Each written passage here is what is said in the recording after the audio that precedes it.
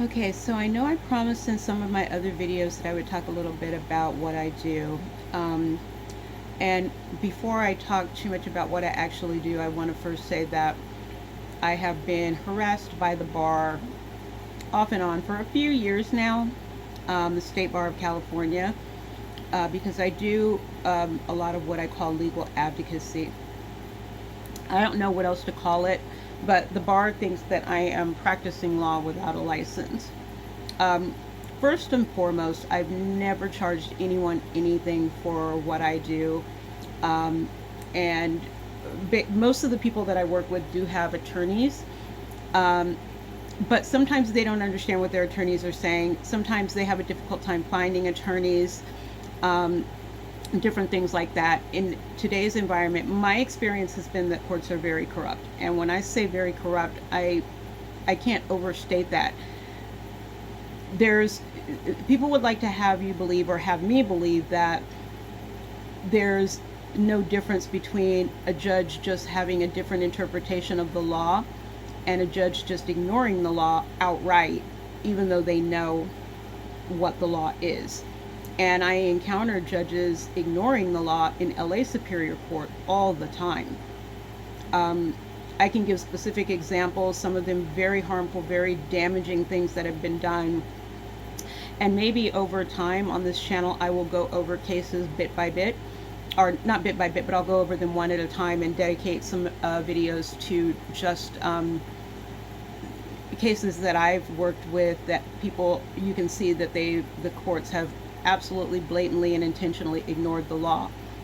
I would expect that these videos will have to be longer, and I'll have to do it after I learn how to edit, because I think it makes sense to be able to put up on the screen, this is what happened, here's the documents from this case, here's what the judge ruled, this is what the law says, different things like that, so you can really get a good picture of what has been happening and how absolutely fraudulent it really is.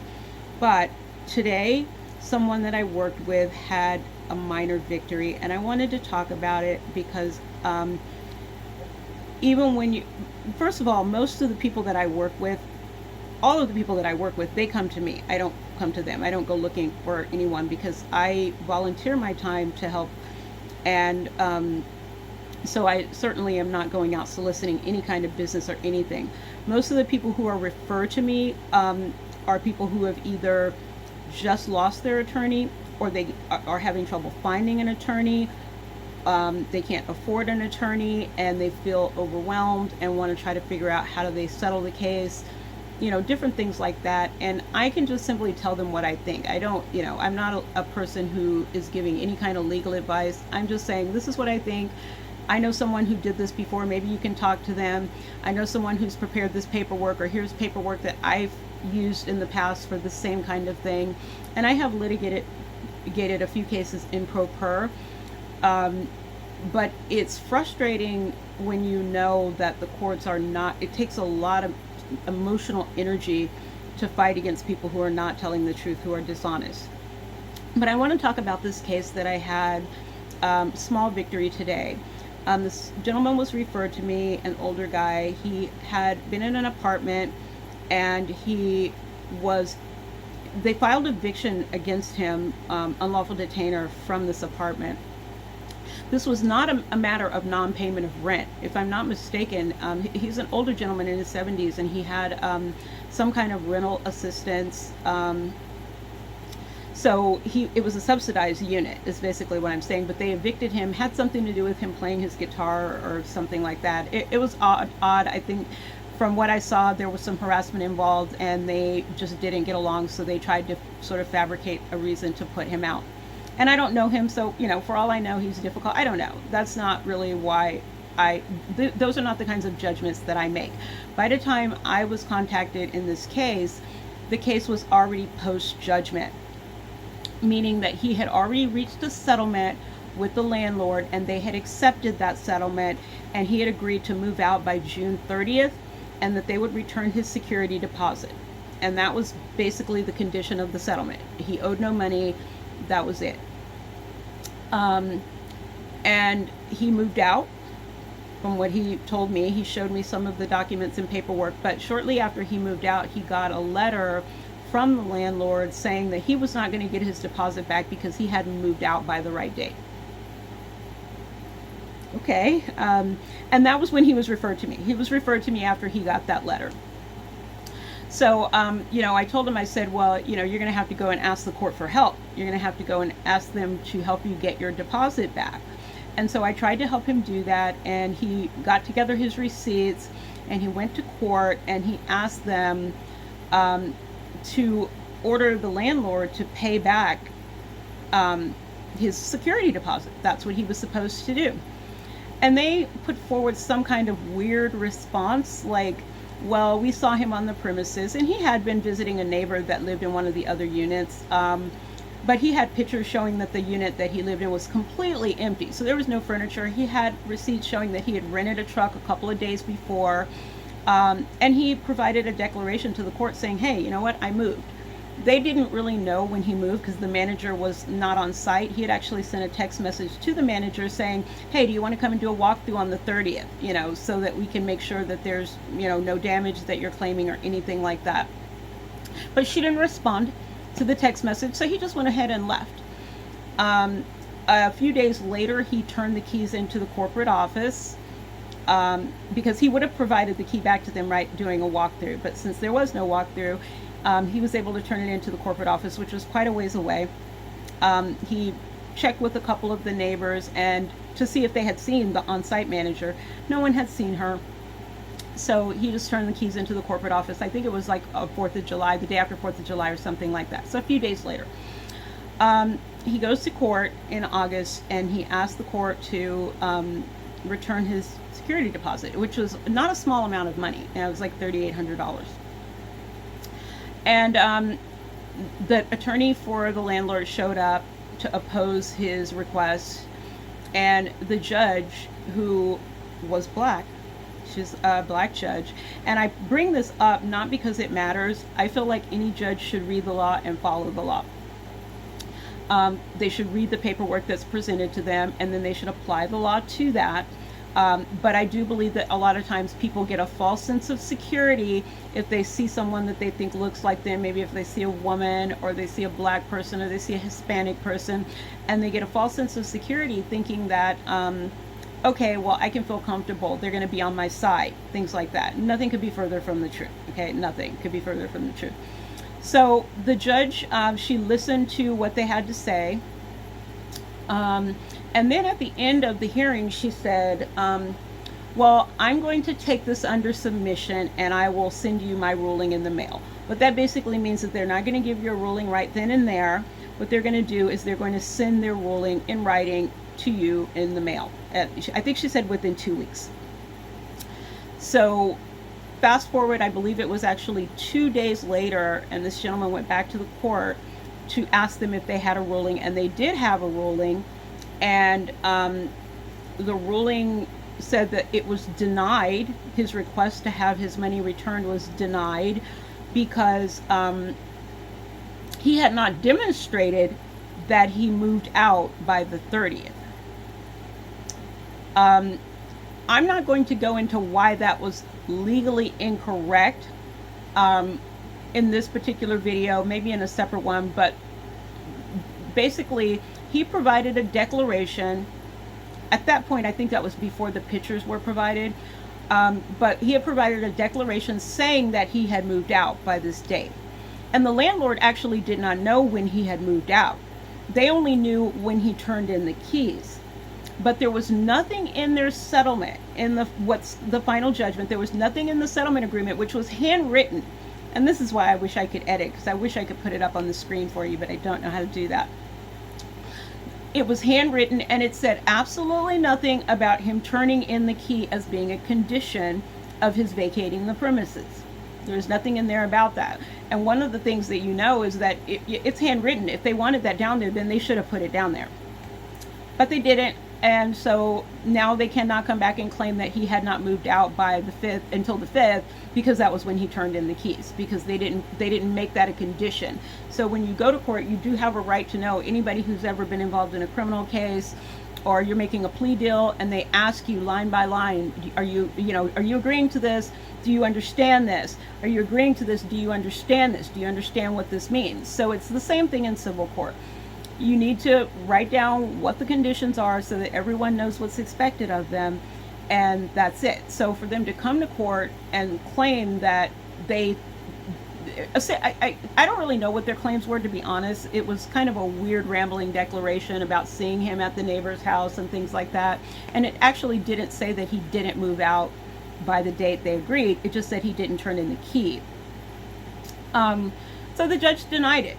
Now, the judge denied it in the absence of anyone refuting his testimony that he had moved out by the 30th. So he went to get some additional evidence. He talked to the person that he had stayed with after he moved out, because he actually was staying with someone to wait for his security deposit to come back. He got a declaration from that friend who agreed to sign it that he had stayed with, and he went back to court.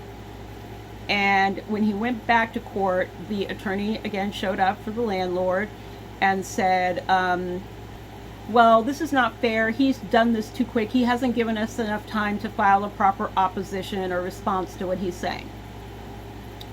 And the judge said, okay.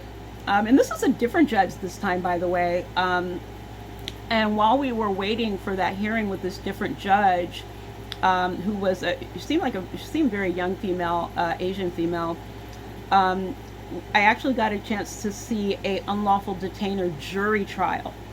And I'm going to do a separate video about this because this was quite fascinating. I've heard of people doing that, but this is the first time I've ever actually got a chance to witness a portion of the evidence be presented to a jury in an unlawful detainer case.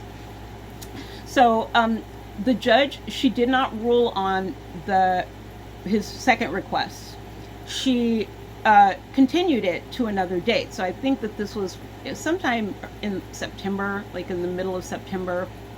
And she continued it to October 2nd, which is today. You might be watching this video tomorrow or the day after, but the hearing was on October 2nd, and that's when I'm recording this video. And so I decided to go to court and listen into his hearing. And so I sat in the back just listening, and the judge said, my tentative, which means what I am planning to do, is I'm going to grant your motion. Now I always tell people, I'm like, if you're in court and you're winning, just don't say anything, say nothing at all. But I'm not up there, I can't do anything. So there was a little bit of back and forth. And the attorney said he wanted to ask this gentleman some questions. And he asked some questions that in my view didn't even seem relevant at all, but okay. Ultimately, after he was done asking the questions, the judge granted his request to get his security deposit back. The only evidence that was different, well, I don't want to say the only evidence that was different. The judge didn't give a detailed ruling, writing out her rationale for her ruling. However, he brought the second time just simply the witness saying, hey, not only, he's saying he moved out, he also lived with me. But since no one had rebutted his testimony to begin with, like the landlord had never said that he didn't move out by the 30th of June, they just simply said that he hadn't turned in the key, essentially. So there was no new material evidence in my view that he was presenting that would make things different this time. But it was a different judge, and this judge did follow the law. And she ordered him to ordered the landlord to return his security deposit. Now, this guy was not going to be able to find a lawyer because he couldn't afford it. He didn't have the money. This is not the kind of case where you can get a lawyer to work on contingency. So when I get harassed by the state bar for just trying to help people in situations like that, I'm like, well, what would you expect that person to do? You're basically saying that they have to walk away. They have no recourse. There's nothing that they can do because they can't afford a lawyer. And so when you look at those kinds of things, and like I said, I've never charged anyone for anything. I don't even accept money when people try to offer it to me. Usually if there's something that I have time to work on or have time to help someone with, I'll help them with that. And that just usually, in most cases, it's just helping them to fill out a declaration. But over time, like I said, I'll talk about some of the other cases that I worked on, especially the ones where I worked with the attorney, and how this impacts solo practitioner attorneys who can get overwhelmed by a deep pocket defendant or plaintiff that they're going up against. So, and in the beginning, when I first did talk to the state bar, this is what I told them. I'm like, what are people supposed to do? One day I'm going to talk about, in fact, I think maybe the next thing I'll talk about is the first interaction that I have with the state bar and how that came to be, because something recently just happened with regard to that, and it's been years in the making, by the way. So then the attorney for the landlord started trying to argue with the amount, which was $3,700 and something. He starts arguing about the amount. Now, I already knew that they had already sent this tenant a letter saying that they were only deducting $125 for cleaning. But I guess that he didn't remember that. Sitting in front of a judge trying to argue your point can make you very, very nervous.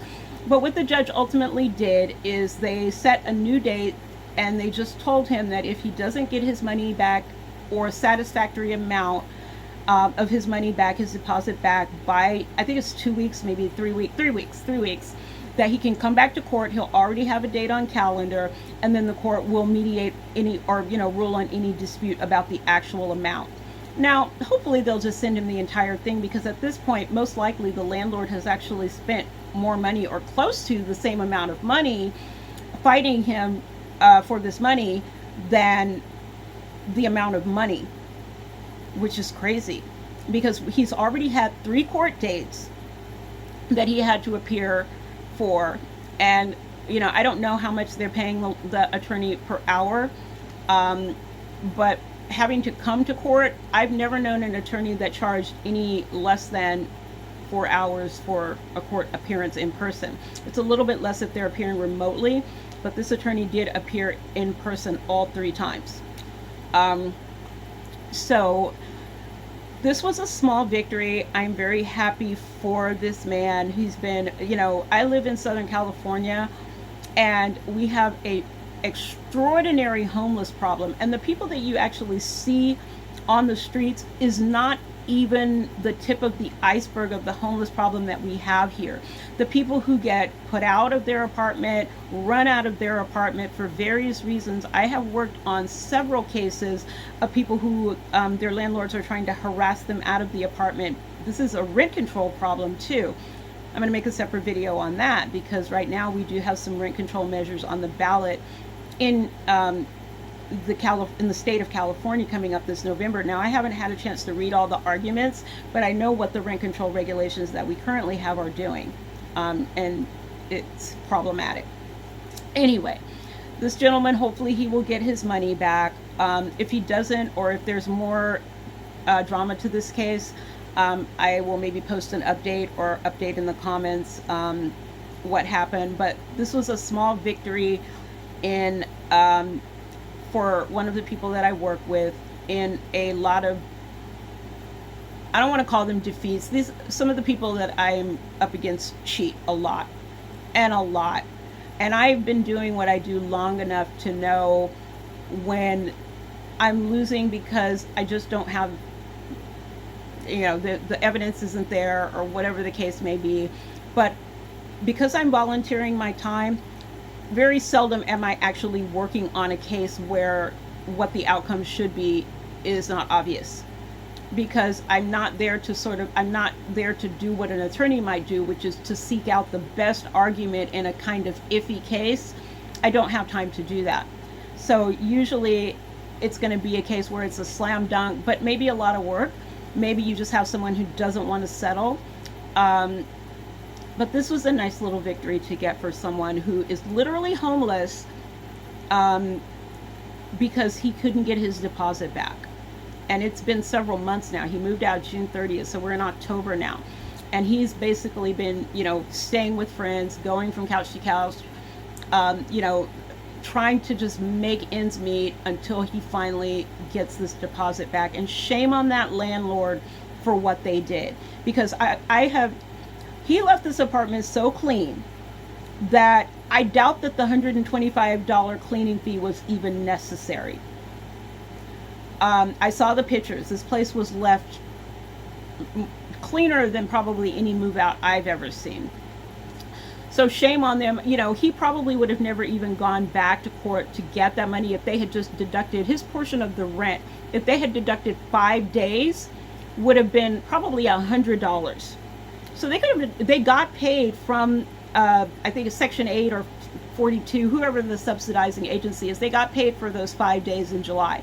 Now I don't know what they told them to get that 5 days in July, but that means that they got paid everything except 5 days of his portion of the rent, which, like I said, would be less than $100. They could have deducted that and just gave him his money back, and they didn't. Shame on them for what they did, and I am glad that he came out on the right side of this. So hope the story inspires someone, and that's it. Until the next video, please comment, subscribe to my channel if you like the kind of content that I'm making. I am going to try to post videos a lot more often now, and share this information. At some point, I'm going to figure out a way to bring people together to end this corruption in the courts for once and for all. I've been dealing with it for 10 years, more than 10 years, and it's absolutely disgusting and a nightmare. So, see you in the next video.